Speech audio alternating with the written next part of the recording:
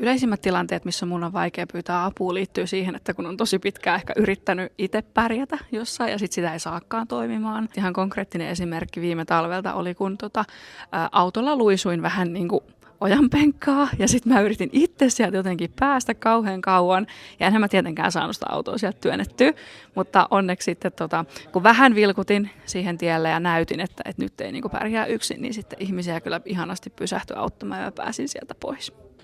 I usually find it hard to ask for help from somebody who I have gotten help recently because I don't want to feel annoying and I don't want to bug somebody again with something, even though I know that person is willing to help, but I feel like it's usually more like of an irrational fear that I have inside. Hyvä kysymys. Mä mietin, että se on ehkä ollut semmoisessa tilanteessa, kun mulla on ollut fiilis, että mun olisi pitänyt tietää jotain, mitä mä en ole tiennyt ja mä en ole kehannut kysyä. Ja semmoinen tilanne on ehkä käynyt viimeksi mun asiakkaan kanssa.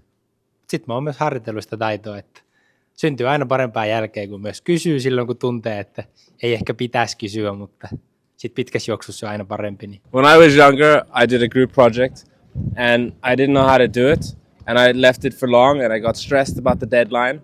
And then when I finally asked for help, my teammates helped me and I learned that it was okay to ask for help. No, erinomainen kysymys. Se ehkä tulee semmoisissa tilanteissa, missä joutuu vähän miettimään, että jos mä pyydän tämmöistä apua, niin sitten miettii, että miltä mä näytän, että pitäisikö taas semmoinen, että mä osaan tämän tai että tämä on joku perustieto ja näin, mutta sitten sitä huomaa, että kun vaan menee ja pyytää sitä apua, niin se on ihan turha pelko ja sitten aina kuitenkin oppii jotain uutta. Niin.